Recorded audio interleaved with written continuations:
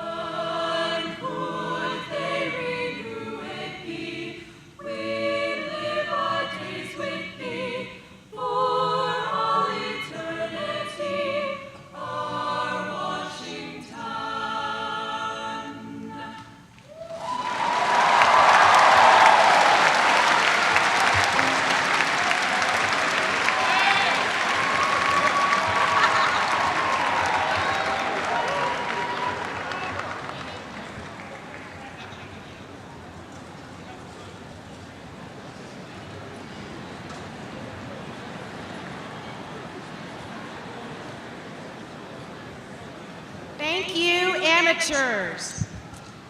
My name is Lori White, and I am the Vice Chancellor for Student Affairs here at Washington University. And it is my great pleasure to welcome the class of 2022,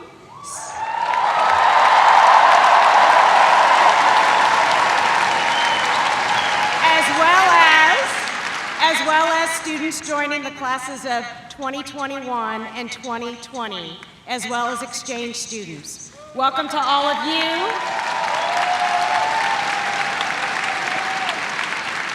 And to all of the family members who have joined us here today.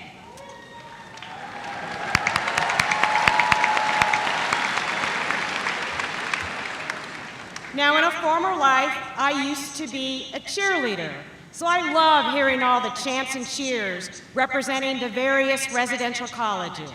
However, since we're all here to celebrate our newest Washington University Bears, and we are seated in the athletic complex where our 22 national championship banners are flying high, how about we start off this convocation by showing our Wash U spirit. So we're going to start off with a Go Bears cheer. In this side, you're going to be Go. This side, you're going to be Bears. And when I point to your section, at the count of 3, I want to hear really loudly, Go Bears. Y'all got that? All right, let's try it. 1, 2, 3.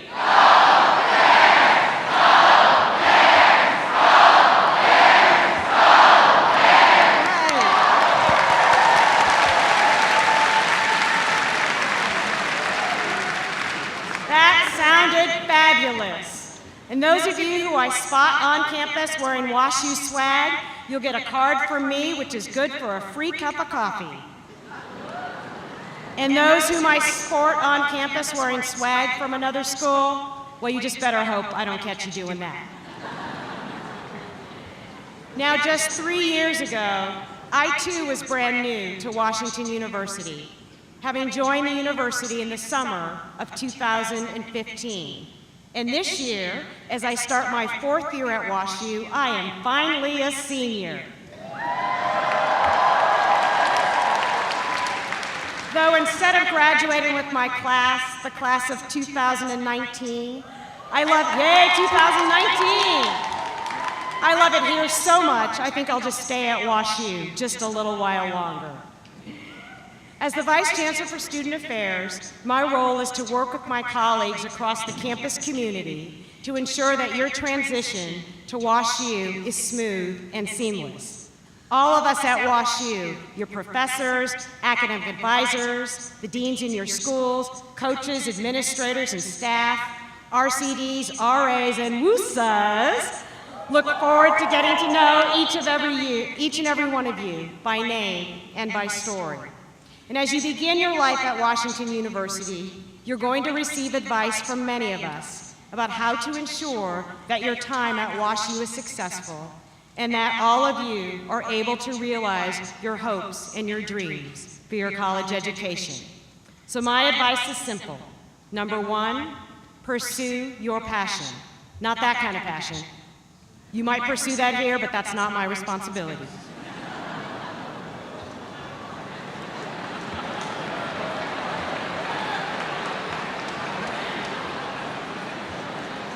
I'm talking about pursuing your academic passion. Find a field of study that you're excited about and resolve to put all of your time and energy into being an engaged and intellectually curious student. Secondly, develop a wide circle of friendships while you are here.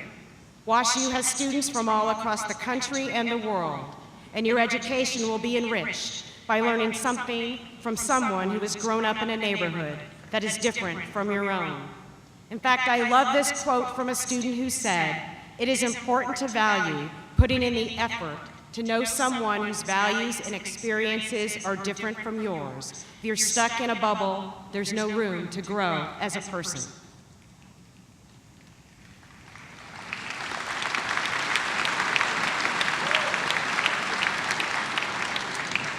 And finally, keep everything in perspective. I'm reminded of a letter a first-year student wrote to her parents, telling them all about how she broke her leg jumping from a residence hall balcony due to a fire, how she moved in with her boyfriend that was the same age as her parents, and she found a new religion to explore a whole new way of life. Turns out, nothing in the letter was true, but the student had received her first semester grades, which were 2 A's, a B, and a D, and she wanted her parents to keep everything in perspective. Speaking of perspective, as you think about this wonderful college experience on which you are about to embark, keep front of mind that the fundamental purpose of a college education is to expose you to the diversity of ideas. Freedom of expression is an essential component to learning, and all members of our community have the right to speak and express their viewpoint. Protecting one person's right to speak and another's right to disagree is a critically important value of our university.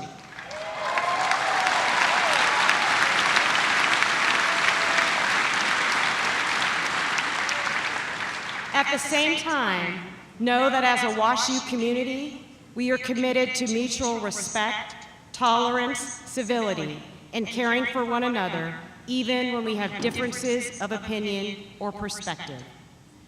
So as you matriculate into this wonderfully diverse community that is WashU, I hope that you engage in rich debate and dialogue, and ask yourself, what can I do to make a difference toward creating a world where every human being feels valued, regardless of race, gender, religion, sexual orientation, nationality, or political perspective.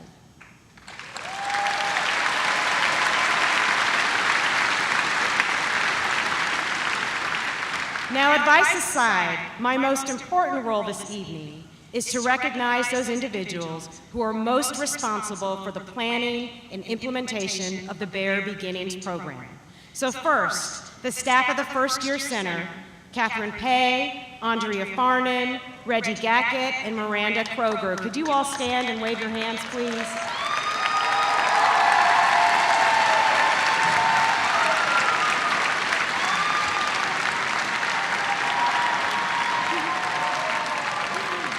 The four of them have worked closely with the First Year Executive Board to plan an amazing Bare Beginnings program for you. And the First Year Center, which is located right on the South 40, stands ready to assist you with locating resources, finding opportunities, and connecting you with people, places, and possibilities. And next, I'd like to introduce, as they make their way to the stage, the Student Executive Board. This incredible group of student leaders has worked countless hours to ensure that your welcome to the Washington University community is one that is warm, informative, and fun, and one that sets you up for success as a WashU student. The members of the Exec Board and the residential and student communities to which each is assigned are going to read their names and also read what they were responsible for, or the residential community to which they were assigned. Betha Kaylee Liu and Sarah Chang, you are the SOAR chairs.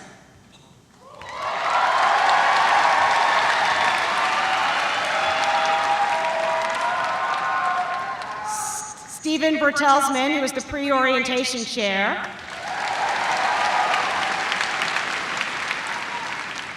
Ben Bridgeforth, holding it down in Lebo. Haley Emerson, holding it down in Wayman Crow. Libby Evan, holding it down in Elliott, Heitzman, Hurd, and Myers.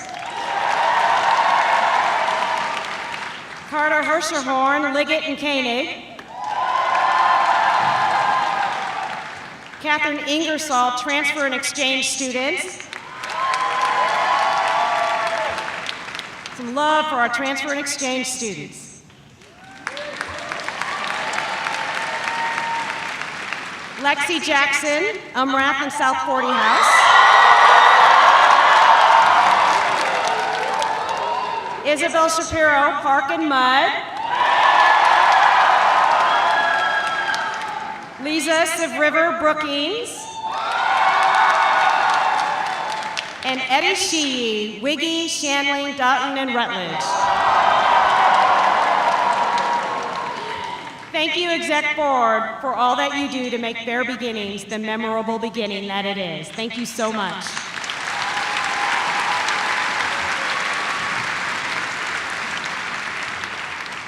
And now, it is both my privilege and my pleasure to introduce you to your Student Union President, Grace Abou. Grace is a senior from Houston, Texas. Anybody from Houston in the house? All right. Grace is a senior from Houston, Texas, majoring in computer science and minoring in psychology. And as your student body president, Grace oversees the undergraduate student government, Student Union.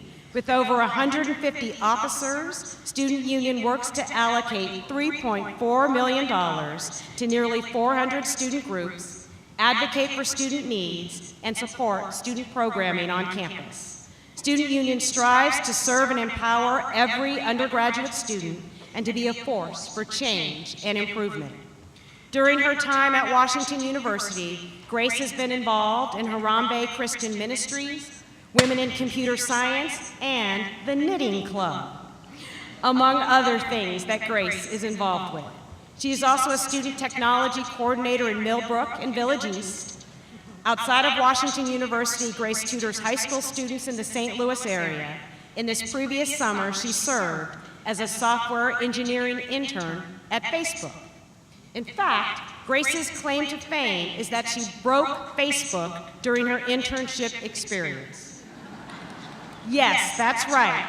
While exploring Facebook's technology, she inadvertently shut down the whole Facebook system for about an hour.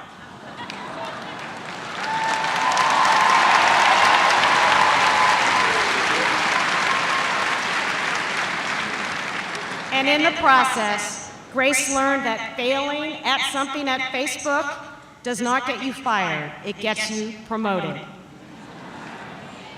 WashU is most fortunate to have this outstanding and accomplished leader as the Student Union President. Please join me in welcoming Grace Abou to the podium.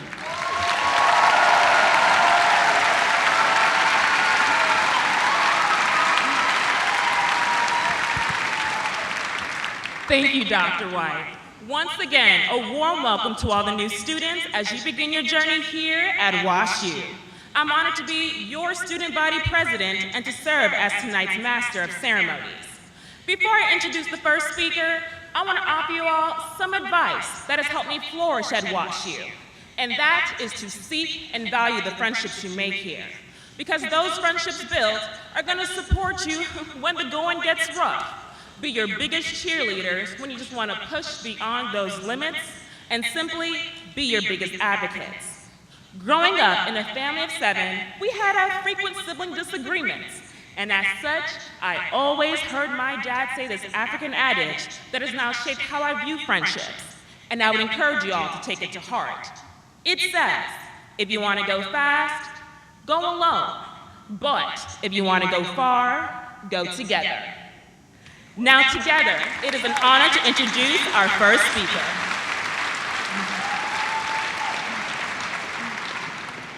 Mark S. Wrighton assumed the duties of Chancellor at Washington University in July of 1995, following over 2 decades at MIT, where he was Professor of Chemistry and later Provost.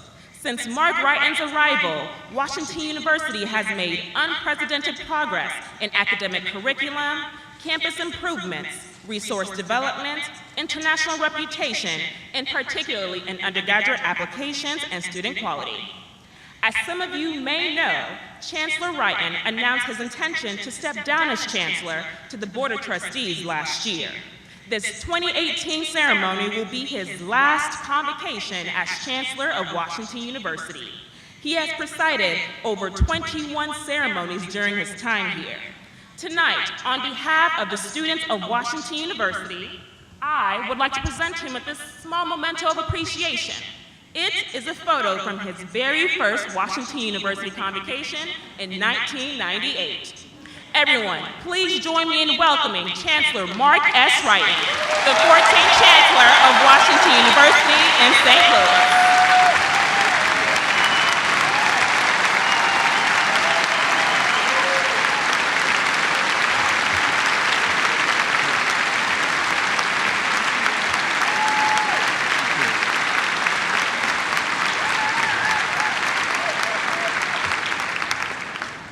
Grace, thank you very much. Our students are terrific. That progress that we've made is all about you and those who preceded you. We have had great students, and I declared in a tweet this evening that you are the best. Welcome to the class of 2022, and welcome our transfer students who are joining us from many other colleges and universities. I also welcome our family and friends of our new students. You're all members now of this great family of Washington University. I know that there are parents, other family members, and friends of our new students watching in the Danforth University Center, Edison Theater, May Auditorium, and Graham Chapel. Thank you for being with us, and I look forward to seeing you later in the Brookings Quadrangle. All new students will proceed from here at the athletic complex to the Brookings Quadrangle at the conclusion of our program, and we'll look forward to meeting the parents and other family members there. You've already heard from one of our team members, Dr. Lori White. She is Vice Chancellor for Student Affairs. She's responsible for everything that you're going to be doing outside your academic experiences. But she herself is a very talented academic. She received a PhD from Stanford University. I'm the Chancellor. Some among you may wonder, what does the Chancellor do? And when I first came in July of 1995, I looked it up in the dictionary. And it says, among the definitions, secretary, especially secretary to a king. Another definition, titular leader of a university. And being a chemist, I looked that up also. And that means figurehead. For example, the Queen of England is the Chancellor of the University of London. The definition that, of course, is the truth for us is that the Chancellor is the university's chief executive officer. At many other institutions, I'd had the title president. But there is another definition, and it's the one that I like the most. It's doorkeeper. Doorkeeper. My responsibility is to open doors for you, our new students, to open to you the wonderful opportunities that we have here at Washington University. Another great team member is Holden Thorne. He is our Provost. I'm going to introduce him later, but as Provost, he's the Chief Academic Officer. And while Dr. White is responsible for everything outside the classroom, Provost Thorpe is responsible for everything inside the academic enterprise. There are many other members of the leadership team here, and they have all contributed to the advance of the university. You see many representatives of the faculty and staff of Washington University. We are wearing, many of us, these beautiful green robes. I have not earned it except by virtue of being Chancellor. These are the robes of Washington University. They were designed in the 150th year of the university, in the year 2000, in the academic year 2003-2004. And they were designed by those involved in the fashion design program of the Sam Fox School of Design and Visual Arts. So I am grateful to them, and in just 3.75 years, for those who are entering as first-year students, transfer students a little less, but to parents, our hope is that each student who enters as a first-year student will complete their studies here, earn their degree in 3.75 years, not 4 years. Remember, we've already passed the summer. 3.75 years, we want a 100% graduation rate. Now, the next time that you graduate, next time you gather in the Brookings Quadrangle will be when you're wearing these green robes. So look forward to that. In the meantime, everyone here on stage and all that we represent at the university are here to make this Washington University experience the best college experience possible. Our provost has set out the aspiration that this be the best college in America and indeed the world. So I hope that as you reflect on your experience here and in the not too distant future, you will see this decision you've made to be the best in terms of selecting your college experience. Now, in addition to all the team members that we have here contributing to this great place, I also have to tell you that I have a secret weapon. I have my partner, Reese's Whirling. She's here for her 21st convocation as well. And, you know, pillow talk really works. If you feel a little reluctant to tell me where we can improve, share with Risa what should be done, and she will often make sure that it happens. We're wrapping up our orientation program for today with this convocation tonight. As you've learned, this will be my last year as Chancellor, and I'm really pleased with a publication that came out about a week and a half ago. It's the Princeton Review. And there have a number of comments there about colleges and universities. And one that brings me a source of pride because they're reflecting on us very positively, is we're regarded as the #1 of the best run colleges and universities, at least for a year.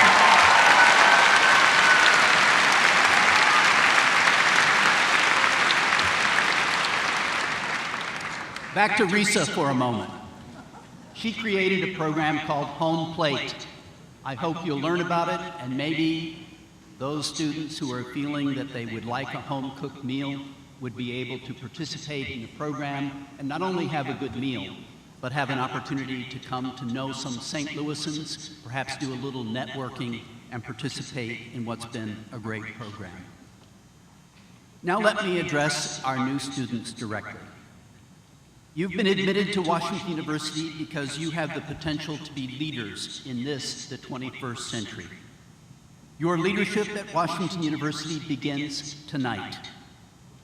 We are experiencing regional, national, and international challenges that we must address together as a community of leaders and learners.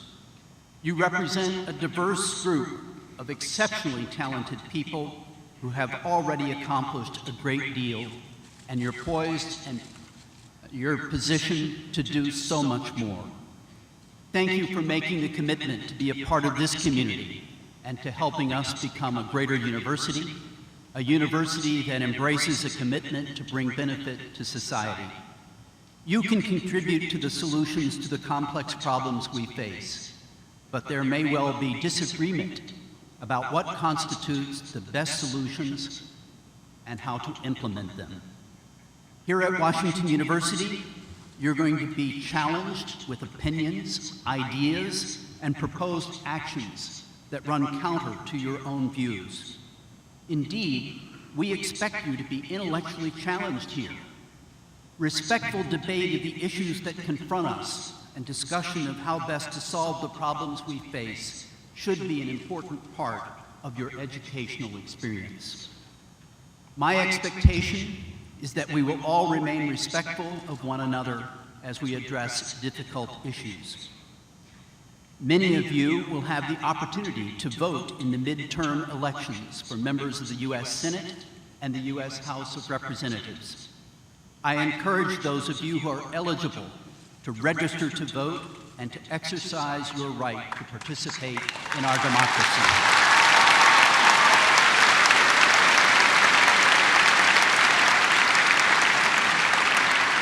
Our Gephardt Institute for Civic and Community Engagement can assist you if you wish to register to vote here in Missouri or in your hometown. As we begin the fall semester, we're going to gather on Monday, August 27th at 4 p.m. in Graham Chapel to affirm our community values and commit to achieving social justice and peace. We affirm freedom of speech, and I would also like to affirm freedom of the press, including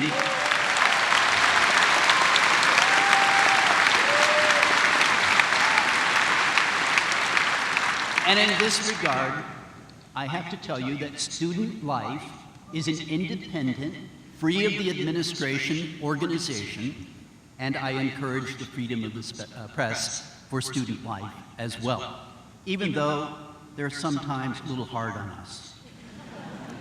I do hope you'll have time and will be willing to participate in that special Monday, August 27th, next Monday, session that will take place at 4 o'clock in Graham Chapel. Each of you as new students has my pledge that the administration and faculty will do our best to help you realize your potential and to provide the education you need to be effective leaders. You may well become one of our alumni who won a Nobel Prize. You may become a corporate CEO, a United States Senator, a great artist, and many other areas of accomplishment reflected by our former students, our alumni. You're the next generation of leaders this world needs. Tonight, you can begin asking yourself this important question: what can I do? Your class includes about 1,800 outstanding students selected from the largest applicant pool in our history. You come from 49 states, Washington, D.C., Puerto Rico, and 21 countries. About 2/3 of you come from greater than 500 miles. We're proud of the diversity you represent in every dimension. You've excelled in your lives in many ways, from academics to athletics, from theater to public service. We encourage you to continue the interests you've developed earlier in your lives. Now, I know that there are students here this evening and families from the state of Hawaii. We've had many outstanding students before you from Hawaii. I know that some among you may be troubled by the weather in that part of the world, and we will be thinking of you and your families and hoping for a safe outcome.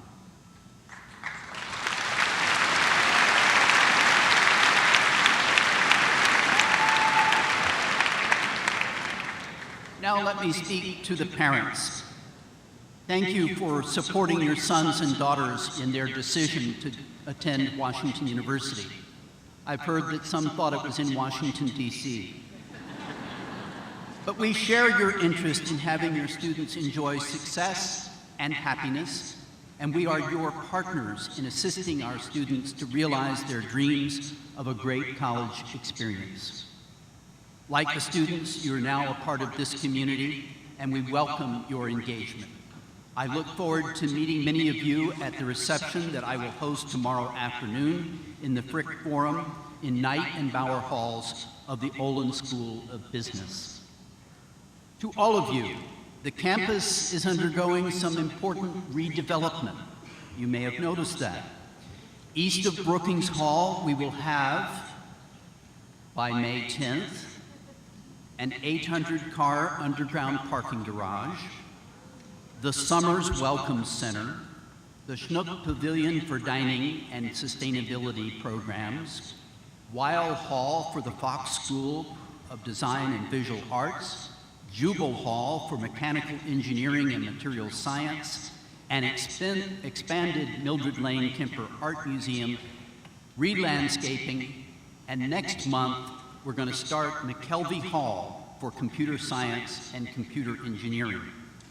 All the projects except McKelvey Hall will be done by the end of April, that is by the material completion date of May 10th, except for McKelvey Hall, which will be finished in the fall of 2020. When this project is complete, the campus will be safer, far more attractive, and have expanded academic facilities. I beg your patience as the campus improvements take place.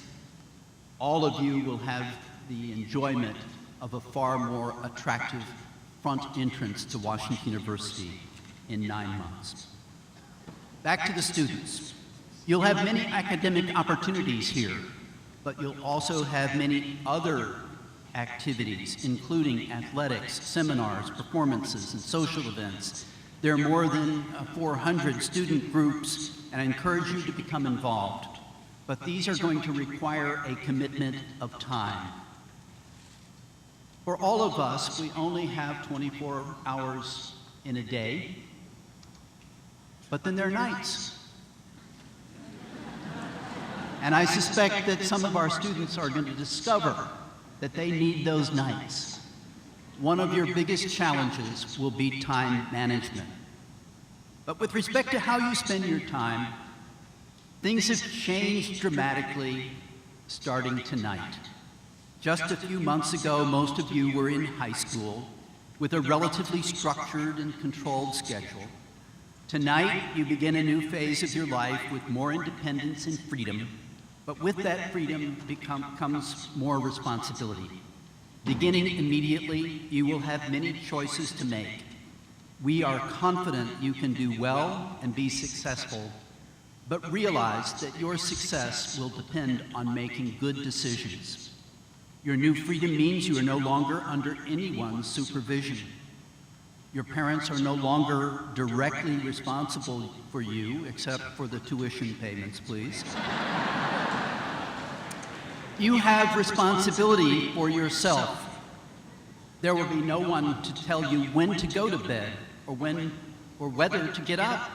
No one to tell you to make your bed. No one to tell you what to eat. No one to govern your comings and goings. You'll be the one to decide who your friends will be and whether to join a Greek organization. And you'll be the judge of when and whether to accept advice from others. You should enjoy your new independence. But as I mentioned, there are also important responsibilities beyond those to yourself. You remain responsible to those who've made it possible for you to be here, your parents, other family members, teachers, coaches, religious leaders, and your friends. The excellence of students and faculty of the university define us. For many, this may be the first time you've been surrounded by so many high achievers like yourself. In these early days, you may be intimidated by the fact that your classmates are as smart and as accomplished in their area of interest as you are in yours. I believe those feelings are natural, but you will soon find that you are not in competition with your classmates. Your own goals should be your guideposts. As I conclude my remarks, I want to give you some important advice. Number one, go to class. You or your parents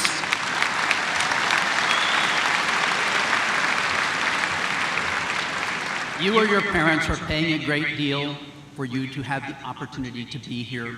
Take full advantage of your educational program. Number two, do not abuse alcohol or other drugs. The legal age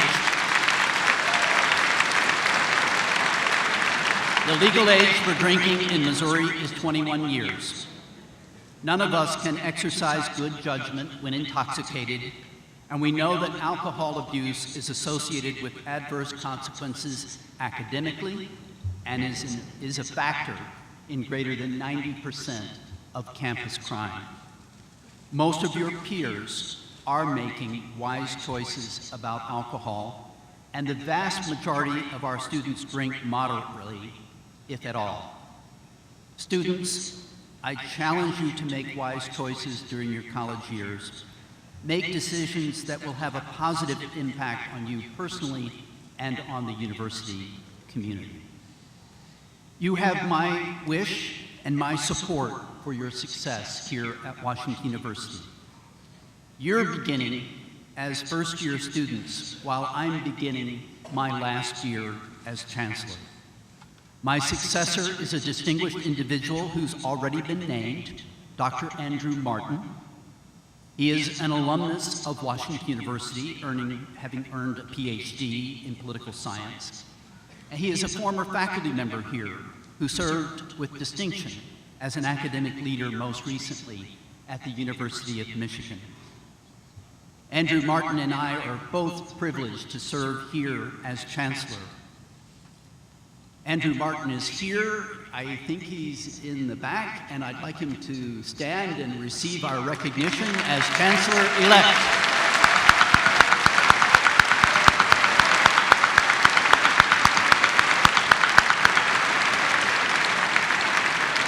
And now to the students.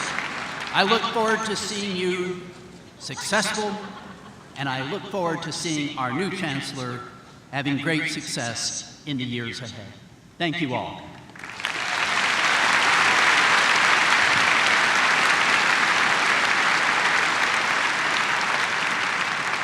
I mentioned that we are partnered with our parents. And this evening, we have two of our outstanding parent leaders with us, individuals who've become very engaged with us through our Parents Advisory Council. They are Jacqueline and John Buxbaum. They are the Parents Council co-chairs, and they are from Chicago, Illinois. They have two sons. Their eldest is Max, and he's a senior in the College of Arts and Sciences, pursuing a major in psychological and brain sciences. Jacqueline and John have been actively involved with the university community since Max arrived on campus 3 years ago. Last year, they served as our Parents Fund co-chairs. They have hosted events participating in the Washington University Chicago Network, and they have made welcoming phone calls to our new families, and they have invested in opportunities that enrich the student life experience. They've graciously agreed to serve as chairs this year for the Parents' Council. They are here this evening, and I'd like to invite forward both Jacqueline and John Buxbaum for some interesting comments to our audience. Please welcome the Buxbaums.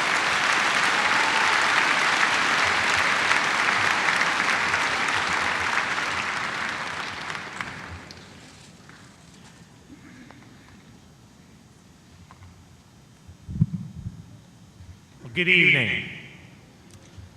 On behalf of the WashU parent community, Jackie and I would like to welcome all the parents to tonight's convocation. WashU is an amazing place, and you and us are the proud parents of arguably the most talented, ambitious, and passionate students in the country.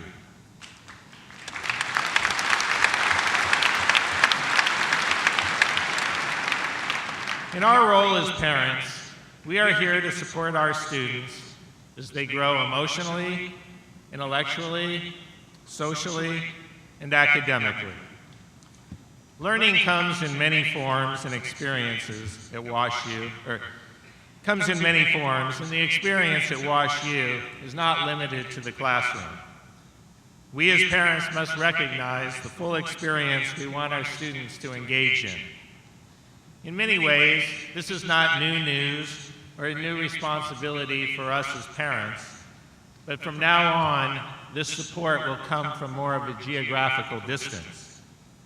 The best guidance Jackie and I can offer to all of the parents here tonight, whether you're here for the first time or as a repeat parent, is to stay calm, take a deep breath, and have faith in the wonderful young adults that you have raised.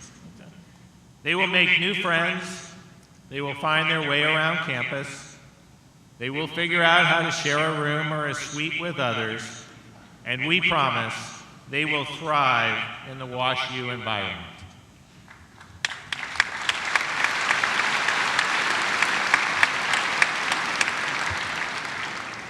While John is here to offer recommendations to the parents, I would like to share my thoughts with you, the incoming class.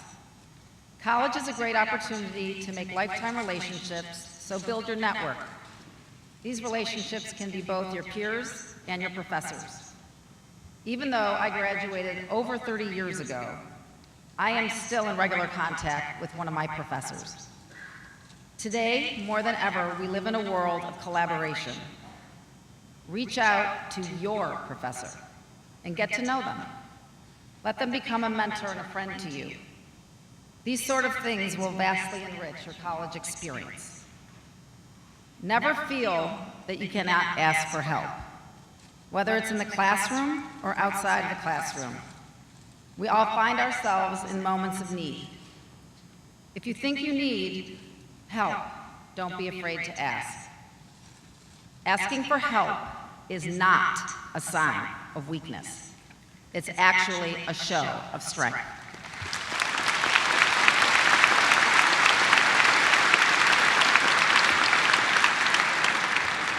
Here are a few other tips I can offer you. Show up. 80% of success is simply showing up. Be an upstander, not a bystander. Be yourself, be authentic. Who you are is plenty good. Be safe and be smart in your thinking. Mistakes are a part of life. If you never fail, you most likely will have never tried something outside of your comfort zone. The worst that will happen is that you will learn from your failures. And isn't that why you're here? To learn? Build yourself and not your resume. Lastly, and most importantly, don't forget to call your mother.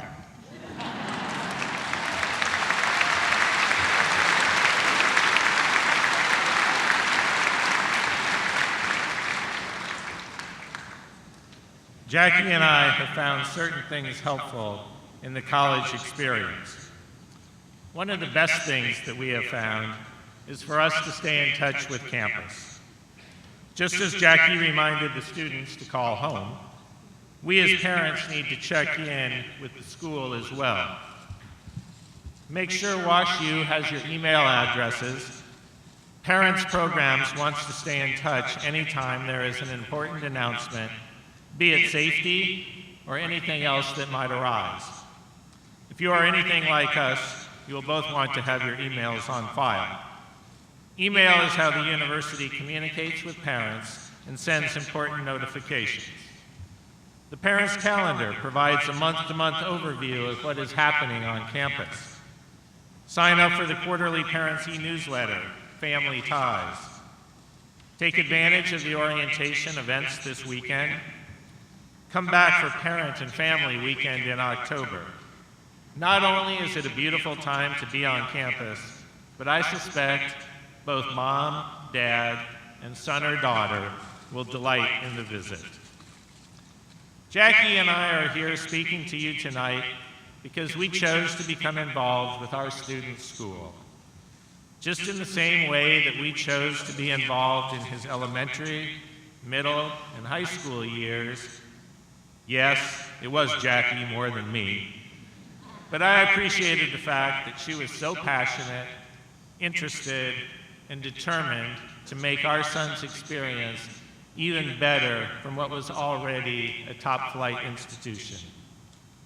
We hope you will consider how you would like to become involved and make WashU better than it already is. Yes, the bar is high, but you have raised terrific kids, and you can now parlay your abilities into making WashU even better for everyone who is a part of this wonderful university. There are many ways that WashU partners with parents. Your time and expertise could benefit some of our students. If you know someone, or if you or someone you know can provide student internships or jobs, please communicate this to the Career Center. Volunteer to help recruit prospective students and make welcome calls to next year's class of 2023's new parents. If you receive an invitation to a Washington University in your hometown, we hope that you will attend. Look around. Your student isn't alone at WashU. This is the right time and place to let go. These outstanding students are beginning this journey together. They share the same excitement, sense of adventure, and unlimited opportunity. Remember when some of you were preparing for freshman year? The upperclassmen will embrace them and help them find their way. And as you will discover, this university is absolutely committed to providing its students with resources and support they need to succeed. Lastly, we want to extend a warm welcome to the WashU parent community. Welcome to the WashU family.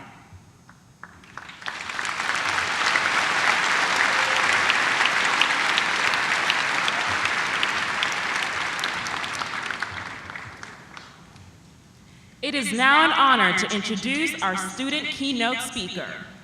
Dan Sikorsky is a senior majoring in political science in the College of Arts and Sciences. Originally from Argentina, he immigrated to Miami, Florida when he was 5 years old. Dan's passions lie in writing, teaching, ethics, and the power of creative forms to change lives. A former WUSA for Elliott, Dan is also a Rodriguez Scholar and a Gephardt Institute Civic Scholar. He has been the editor-in-chief of the Washington University Political Review and an editorial intern at the St. Louis Post-Dispatch.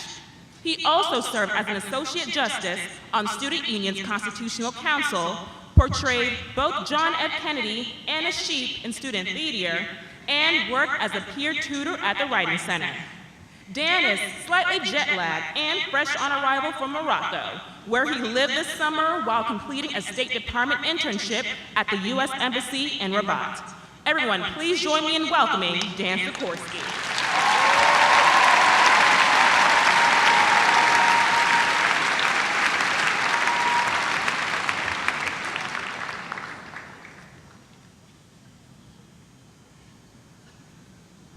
Hi.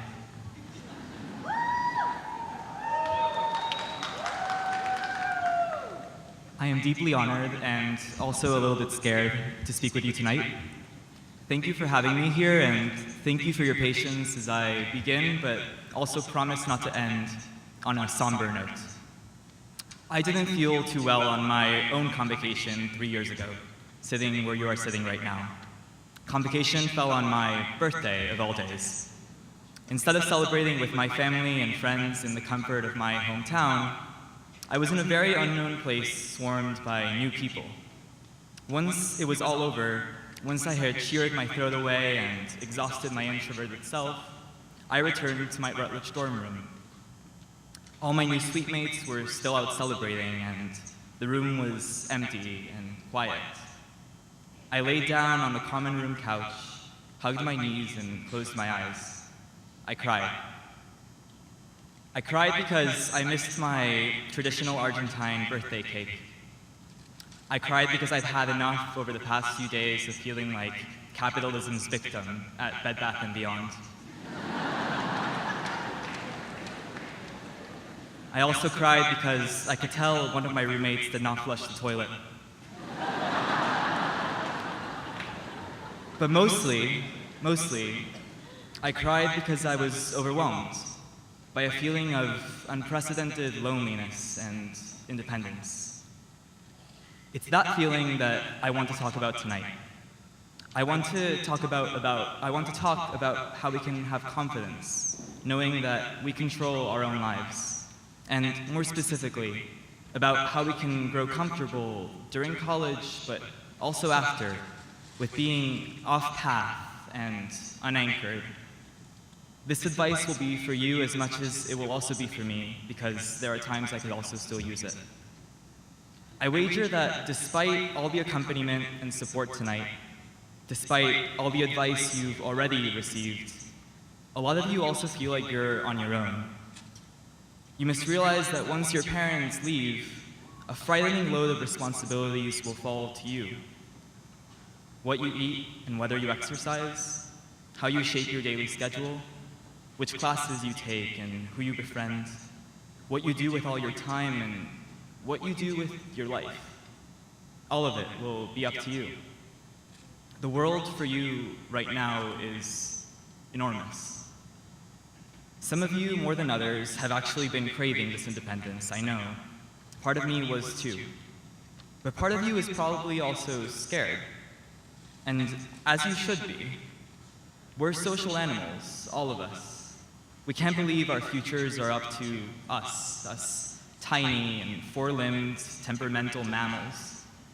Everyone here, your RAs and WUSAs, your professors, your parents and the campus leaders on this stage, everyone fears treading alone at one point or another, no matter their air of confidence.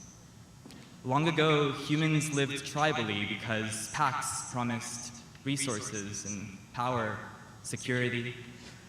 Have we really changed all that much? Today, we call ourselves Cincinnatians and Cubs fans, doctors and bankers, Hispanic, biology majors, names, titles, and identities that deliver us security in numbers. It's a big, turbulent world out there, and sometimes it feels like we're drowning in a decade of especially rough waters, politically, economically, and environmentally. And so, of course, we dash for the few life jackets scattered about. We want to feel accompanied and safe, grounded. On my convocation night, I feared the boundless agency to do and be whatever I wanted. The entire world felt open, and among millions of next moves, I didn't know which I would choose. This indecision didn't exactly resolve itself. As a senior, I'm often asked, what's next? I don't know what's next. I have no next step. I'm torn choosing in between a high-paying but mind-numbing job and a career as a writer or teacher, jobs I know I'd love, but that might find me financially unstable. I can't tell you what's next, nor can I tell my mom, her friends, nor any of the absolute strangers who love to ask. All I can tell anyone is that I have a more general idea of what I'm after. I seek to live a full and happy life, one spent learning forever, developing relationships with others and one with myself too, living worldwide, building a family, helping those in need, and producing things, be they books or school lessons, vegetables even, that make me smile. That's the life I like. And it unnerved me during Convocation, just as it has on many nights since, that none of that dream can be guaranteed by a major, nor a career, nor a profession. There is no surefire way I can make it. It's just me determining whether I succeed, whether I screw up, whether I give up or settle for less. I don't like how accountable and alone, how responsible this makes me feel. Every time our world grows bigger, it's tempting to want to make it smaller. Because sometimes we don't trust ourselves with so much responsibility, we follow tried and true paths that will most likely guarantee us jobs and money, success. It's comfortable. It's why in college, students often latch on to a major or cling to a group of friends, pledge loyalty to a fraternity or sorority or student organization. These bases have long defined successful college students, and they make us feel like we're on some path, any path. By all means, I want you to go ahead and absolutely make friends and join these groups. They will fill you with community and love. But do consider this. College is not a place where you should always feel on track. At this university and during your time on this earth, I encourage you to follow you and your heart above all else. I mean that because no freedom is greater than that of commanding your own days. So be original. Individuals strong enough to design their lives as original compositions and not as presets relish that they answer not to the routine, but to themselves. Now, I absolutely agree with you that that's uncomfortable and scary. The truth is that most of us are not naturally confident and strong enough to take big risks. Endurance is an ability we must develop strenuously and not without a good deal of self-doubt. Often it feels easier to just make safe decisions, to go down well-established roads that have already worked for other people. Whether that's actually, in fact, the smarter alternative, I can't say. I'm 21 and not 81. I don't know what works out best in the end.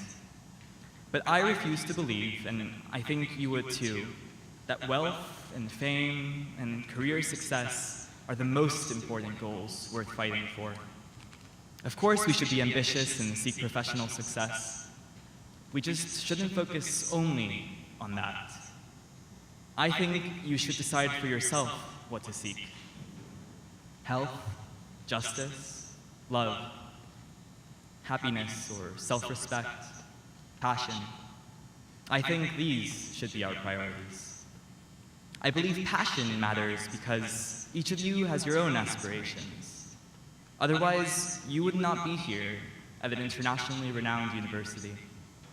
During college and also after it, you're seeking the highly personalized dreams in your head.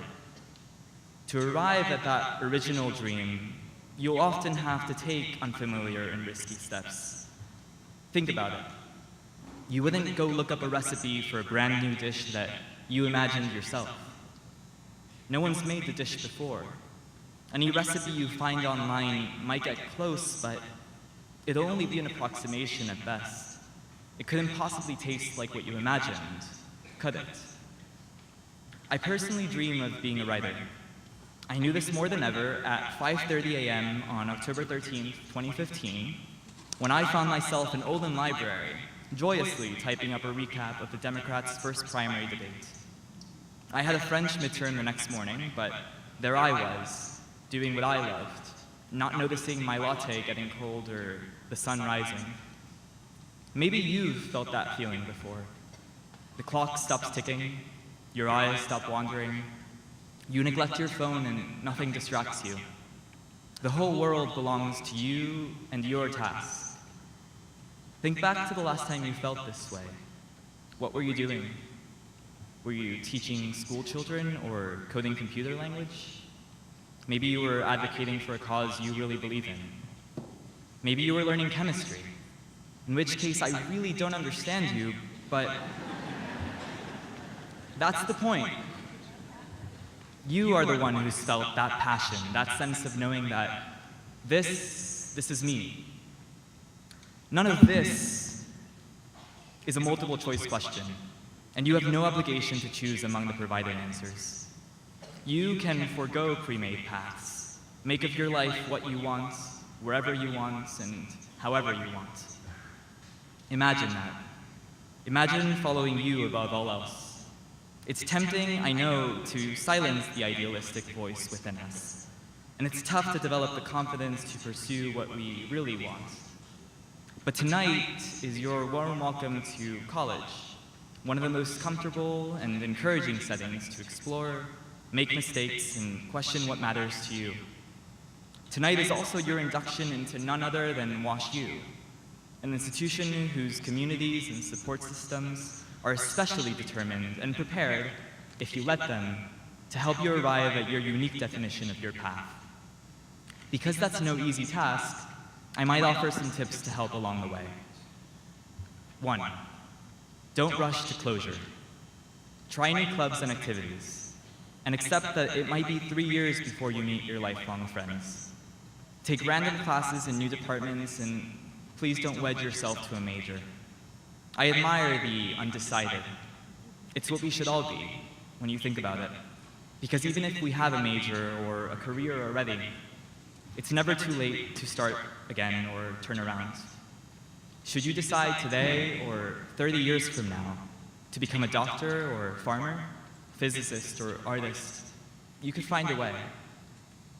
Good things, among them refined taste, come to those who wait. 2. Align your time and your values. You will perform best when your responsibilities harmonize with your priorities. When all my friends rushed Greek life, I, very much not a frat boy, thought I should too.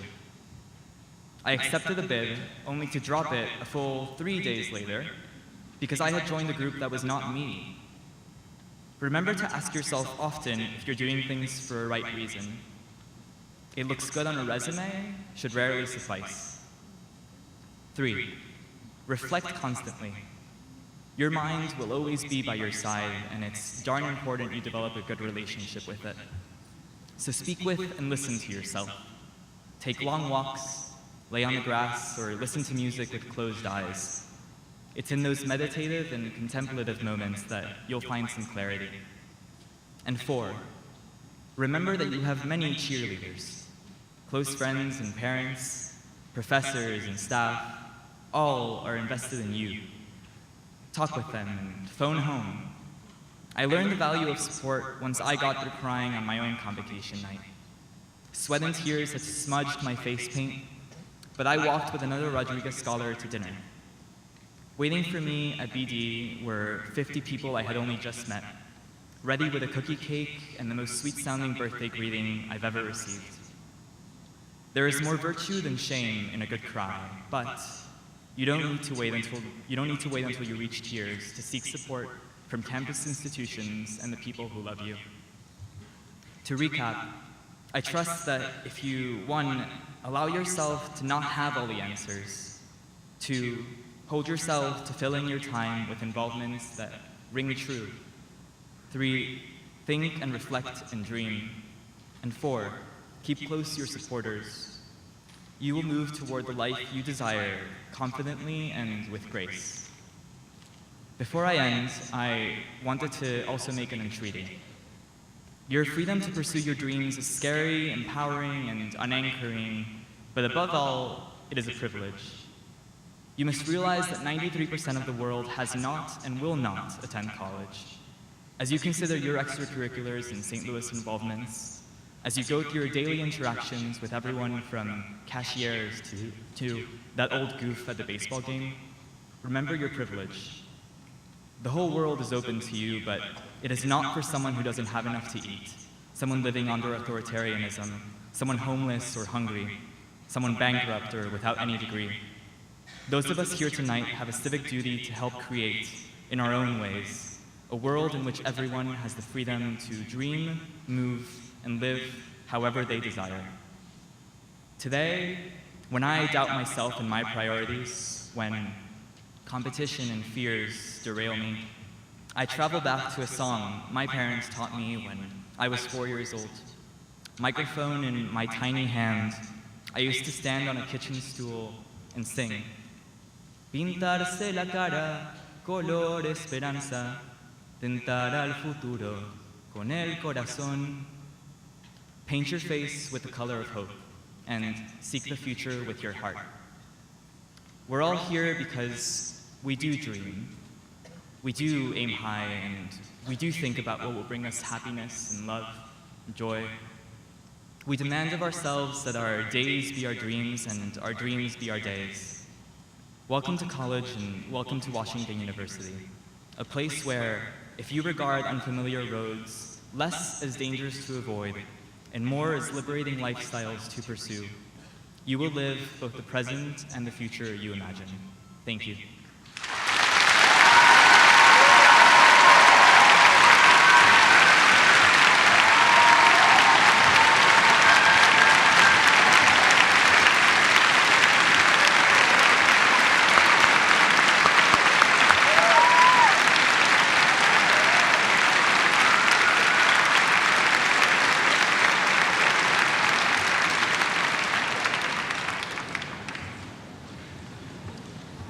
Dan, thank you very much.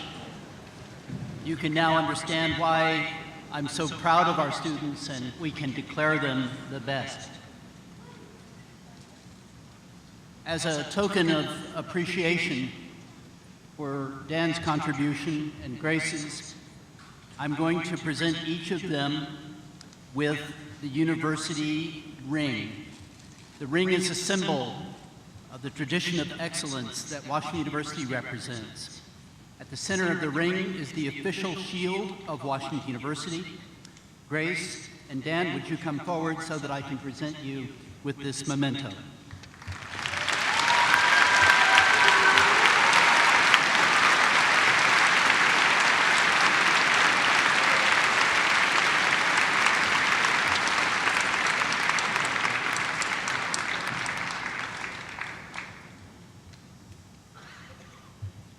It is now my pleasure to formally introduce our Provost, Dr. Holden Thorne.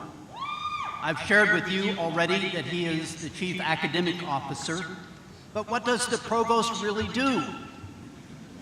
Well, he does everything that you think I do. He's been a distinguished academic leader for many years prior to joining Washington University.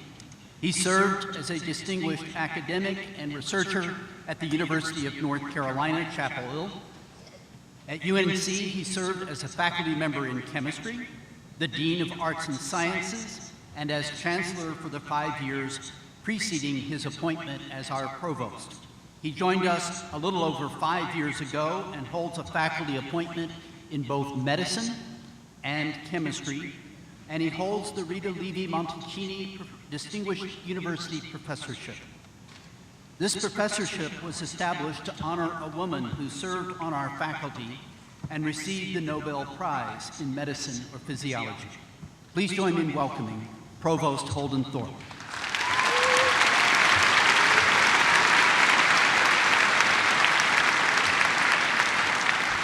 Thank you, Chancellor, and hello, Bears.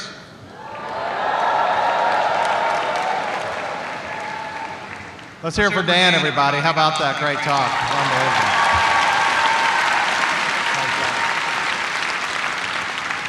Unbelievable. As the Chancellor said, I'm Holden Thorpe, and I'm the Provost of the university.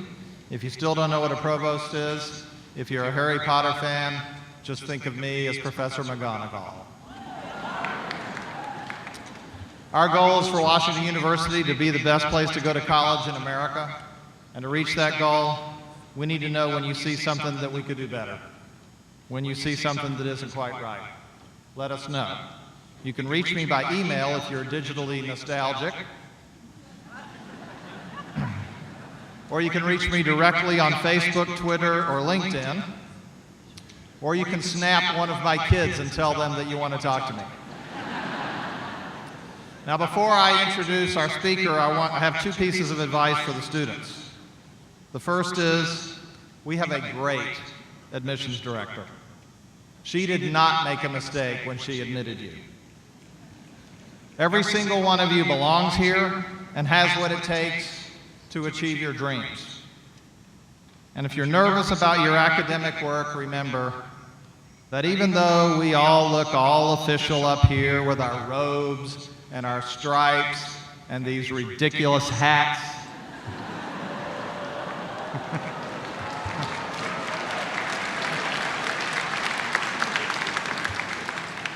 we were all nervous the first week of college, too. Now, the second piece of advice is that I want you to be amazed. Amazed that Rosalind Franklin took a picture of DNA that changed the world. Amazed that Martin Luther King Jr. could write and speak so timelessly and powerfully even though he was abused, imprisoned, and eventually murdered. Amazed that William Inge and Tennessee Williams, two of our greatest playwrights born here, right here in St. Louis, could create a new American language. And amazed that Miles Davis, who was born just across the river in Alton, Illinois, used music to show us our souls. Now, speaking of music, get ready to hear from one of the very best, a great musician and a great scholar.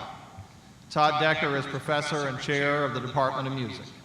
He is an expert on commercial popular music in the United States from the 1920s to the present, including music for Broadway, Hollywood film, television, and jazz. He teaches and writes on a wide range of themes within these larger areas of interest, such as combat music for movies about the Vietnam War, who should be allowed to sing Old Man River and the issue of race in the American musical, Fred Astaire and the Gershwin brothers. His recent writings include the use of disco in the film The Martian. I'm waiting for his analysis of similar music in The Americans and Guardians of the Galaxy.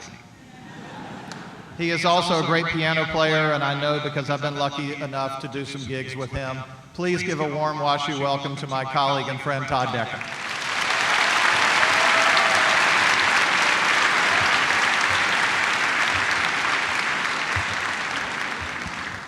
Thank you, Holden, and welcome, class of 2022.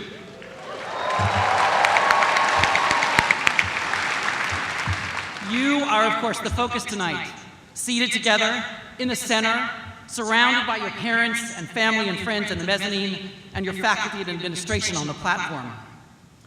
I find myself potentially sitting in two places tonight, for I am a member of the faculty, but I am also the proud father of a member of the class of 2022.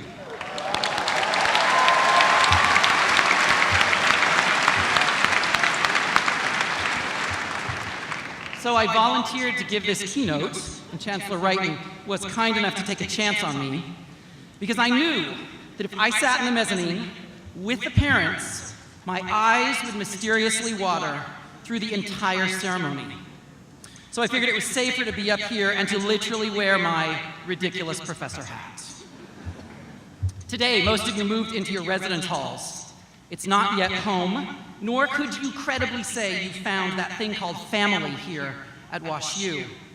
So this is a delicate moment. Tonight, WashU officially takes custody of you. We hope to be something of a new home and family. Think for a moment about the two families in the hall tonight. The real one that helped you get here, and the potential WashU family beside you in colored t-shirts and staring you down up here in our grand academic regalia. One of the best things about being a professor is the constant exposure to young people. In the university family, the freshman class is always 18 years old. The rest of us get older, but the freshman class stays forever the same age. This is not, of course, how it works for children and their parents. Children get older, and they eventually stop being children at all. As parents, we rejoice to see you here, and we are sad to see the most intense years with you come to an end. But as faculty, We are glad to greet once again a group of new young minds and hearts. We are excited to watch you grow, and I will admit, we want something from you. To understand what we want from you, you need to understand what we, your professors, do. To borrow a phrase from a colleague of mine, we are here to make permanent new knowledge. Each of us does this in different ways, but fundamentally that's who we are. People in pursuit of new knowledge that will stand the test of time. No one makes permanent knowledge by themselves. Each of your professors is part of a conversation that began before we arrived and will go on after we're gone. These conversations extend beyond this campus, crossing our nation and circling the planet. The conversations your professors engage in are defined by our disciplines.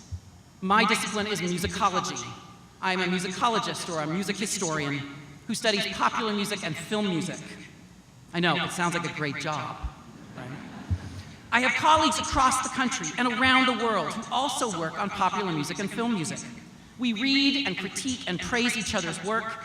We meet regularly in person to exchange ideas and eat and drink together. Each of us served long apprenticeships in our disciplines, and our professional lives are devoted to participating in the scholarly conversation that defines our chosen area of interest. Some of us work to transform that conversation, to fundamentally change the subject, to take our disciplines in new directions. Some of your professors are revolutionaries. They were there at the moment when a whole new conversation began. So, a class with me or with any of my colleagues offers an entry into one of these scholarly conversations, which are larger than any of us and bigger than this place. By design, your course of study will bring you into a variety of these conversations. When you declare a major or a minor, you in effect join a conversation.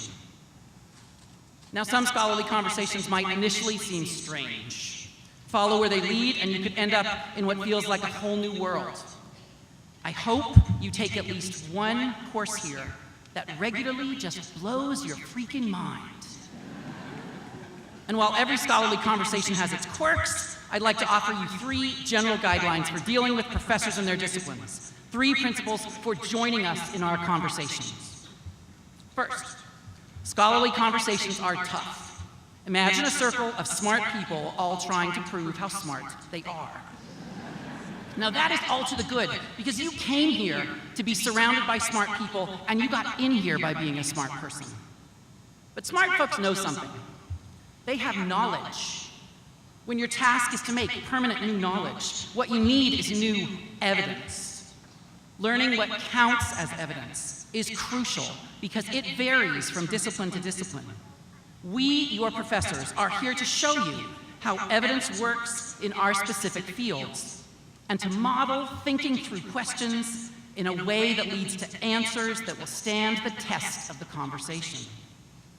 None of us just make stuff up, mostly because the rigor of the scholarly conversation that tests our ideas will call us out in a second. We are here to help you learn to express your ideas and your ideals by way of evidence, because that is the only way any serious person will lend an ear to what you have to say. Evidence, of course, is only as good as how it's presented.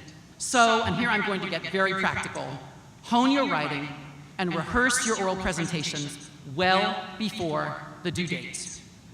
My mentor, Richard Crawford at the University of Michigan, used to say, "There are no ideas without sentences." In other words, start writing now. My deadly serious advice to you is this: don't start making sentences the night before the paper's due. Open a new document a week before the due date and just make a sentence. Once you make a sentence, then you are in the real business of writing, which is rewriting. And don't feel alone in this. All of your professors are writers too. Now, evidence can be a squirrely thing. You're going to have to look for it or generate it, and what you find in your research or produce in the lab won't necessarily move you smoothly down whatever path you thought you were heading. Be resilient. Be ready to deal with adverse data or information, especially when that evidence calls into question what you already think you know. Be prepared to change your mind. It's something a good scholar does all the time. Now, I've painted scholarly conversations as combative, and sometimes they are. And that is all to the good, because ideas matter. But the best scholarly conversations are marked by courtesy, my second guideline for negotiating this house of learning. You arrive today at a place where we will insist on respect for all, even and especially at the heart of what we do, the making of permanent new knowledge. Courtesy is a strong, and these days, truly radical principle of human interaction. Courtesy counts because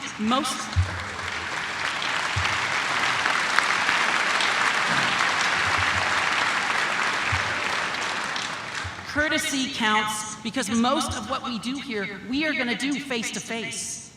You joined us on this campus so that we can talk to you in person. The heart of courtesy is attending to the words of others, listening and responding thoughtfully. Beyond such courtesy and scholarly talk lies courtesy in the public sphere, where the fate of democracy itself rests on how well we talk and listen to each other. Beyond any permanent new knowledge we make here, this place exists to make people who will shape the national and global conversation for the good of all. You are those people on whom the hope of the future rests.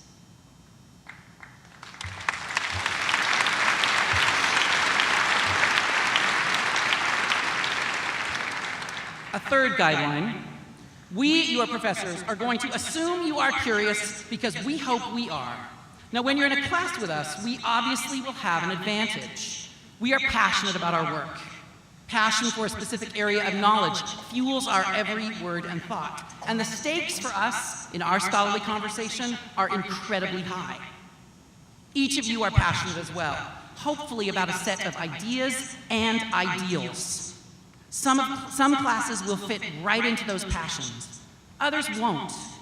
But all your professors will want passionate engagement from their students. I encourage you to bring a passionate mind and heart to all your courses, an attitude that the content of the course matters, but perhaps more crucially, that the experience of being in the class matters. In 4 years at this place, you will take a seat in about 40 different courses, each course gathering together a group of people representing a more or less diverse microcosm of humanity. You'll spend about 40 hours in each course with those people, sequestered with those other human souls conversing over a defined body of knowledge. The members of these isolated and artificial groups of humans must somehow learn to talk to, listen to, respect, and challenge each other, all while engaging in the quest for permanent new knowledge. Because, my friends, the permanent new knowledge that you are here to make is you. The permanent new knowledge you make will be the you that is formed by this place, formed in the experiences you have here, talking and listening, writing and speaking, respecting and hopefully eventually loving those around you. Now, I said earlier that your professors want something from you, and I'll tell you now what it is. We want you to join our scholarly conversations and to grow into people with whom we can share the ideas and ideals that matter to us. The greatest pleasure in teaching comes from watching a student make their way towards full participation in a scholarly conversation, to witness you becoming our colleagues. This happens over weeks and months and years, and we will be here for the long haul. During your years here making permanent new knowledge with us, we will assume you are ready to learn new things because we hope we are, and we want to learn from you in the conversations we share.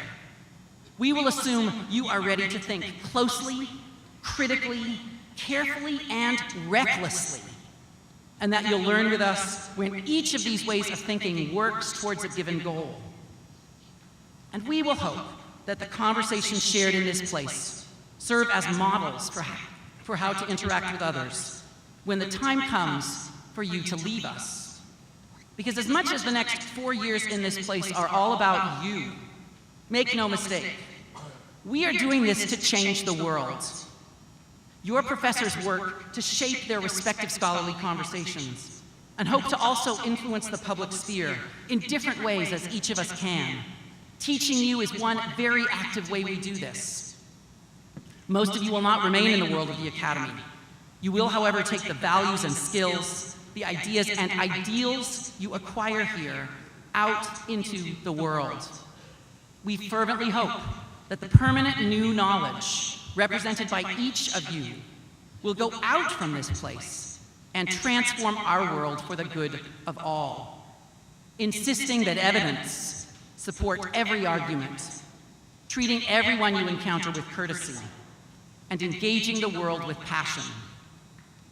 Good luck, be safe, and we look forward to seeing you in class. Thank you.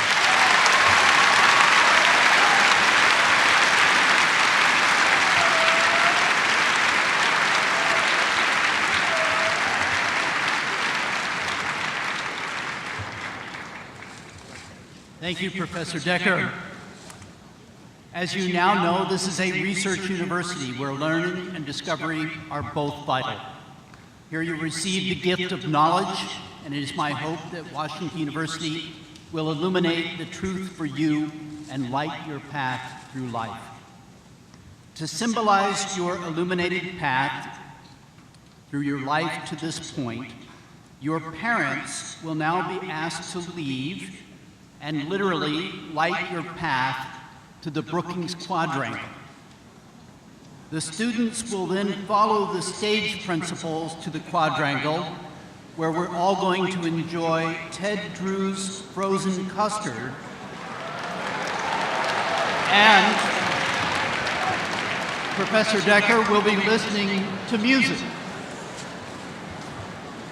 Parents will find their students in the Quadrangle, and the next time this class gathers in the Quadrangle will be for their commencement.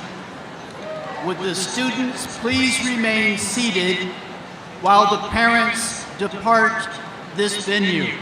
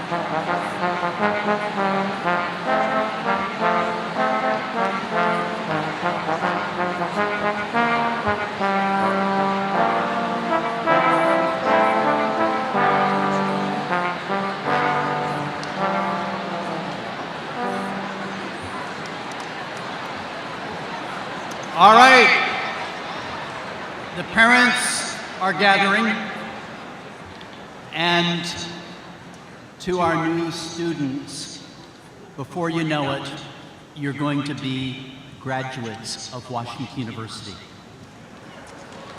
I'm here to assure you that the time passes quickly. I just took a look at the beautiful photograph that Grace presented to me, and I preceded in that photo just in the way that I did this evening in 1998. But as Professor Dekker noted, you know, we're getting older and the students look the same. In that photograph, I look more similar to you than I do now. But we've had many great graduates, and you're going to join an alumni group that now is greater than 130,000 around the world. Tonight, we have the chair of the Alumni Board of Governors with us. He's going to speak briefly. His name is Neil Yaris. He received a Bachelor of Science in Business Administration from the Olin School in 1986. He served in numerous volunteer roles and now serves as chair of the Alumni Board of Governors, and in this capacity, he's a member of the Board of Trustees. He lives in New Jersey. After spending 29 years as a bond trader, he now dedicates his time to volunteering for Washington University and other important endeavors. Neil and his wife, Jane, are the parents of 2 alumni of the university, and their daughter, Annie, is currently a junior here at Washington University. Please join me in welcoming Neil Yaris.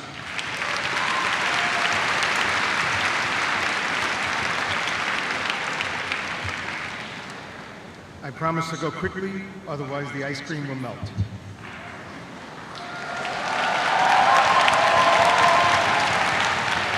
On behalf of the Alumni Association, it's my pleasure to welcome the newest members of our Washington University community to the class of 2022, to our transfer students, and to all future alumni, welcome. This weekend marks the beginning of an incredibly exciting new chapter for all of you. The time you spend here will likely have a profound effect on the rest of your lives. The people you meet, the courses you take, and the experiences you have, both here in St. Louis and abroad, will help you grow in so many ways. 36 years ago, I sat where you sit today. Then, after 4 years studying accounting and finance at the Olin School, I began a career in bond trading with my first job at Goldman Sachs. If not for my experiences at WashU and the diploma I held in my hand, I would never have gotten that chance. To this day, I'm grateful to this university for all that it has done for me. Personally, I think you are amongst the luckiest people to be able to spend the next few years at WashU. I hope your relationship with the university continues throughout your lifetime. You now have the support of over 130,000 alumni spread all over the world, and I encourage you to use them as resources during your years here and after you graduate. In addition, I hope you will continue the tradition of giving back to future generations of WashU students. Many of you have received financial aid or scholarships. That money comes from many sources, one of which is donations from alumni who want to give young people the same great opportunity they received years before. I know how this feels, as I would not have been able to attend WashU if not for the generosity of alumnus Sidney Guller and his wife Bobby. As a recipient of their scholarship, I was able to pursue my dreams. Tonight, I have the honor of presenting a special gift to the class of 2022, your own class banner. As you exit this evening, you will fall behind it, and for the first time as a class on your way to Brookings Quad. We have it coming out now. I would like to ask Kevin Toledo to come to the stage to receive the class banner.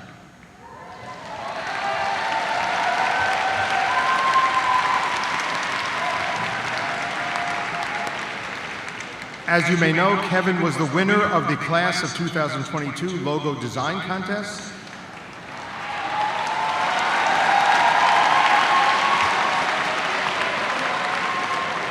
He is joined on stage by his classmate.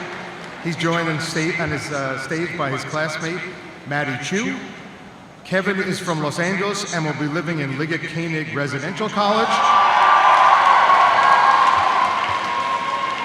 And Maddie is from Pasadena and will be living in the William Greenleaf Eliot Residential College.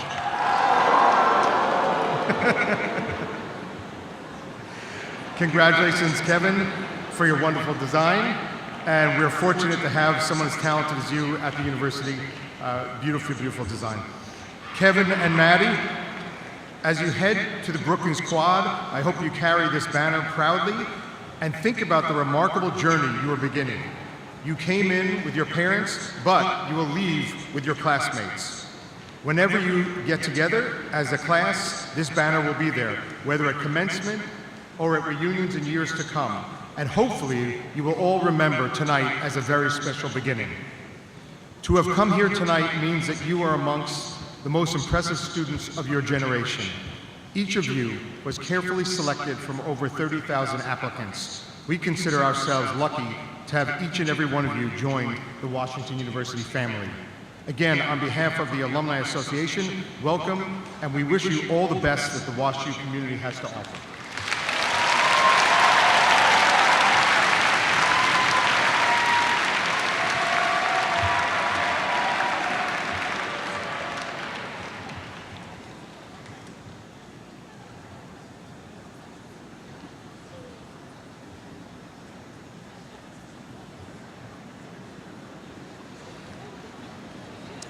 Okay, I am told we're ready. Now, before you leave, the individuals who've been helping so effectively, the WUSAs and our RAs, they're going to help us leave, and we'll go to the quadrangle. But before you do, for those who are seated in the chairs, for a small number of you, there might be an envelope under your chair. Check in there, and that's an invitation. That's an invitation to a bowling party at my residence.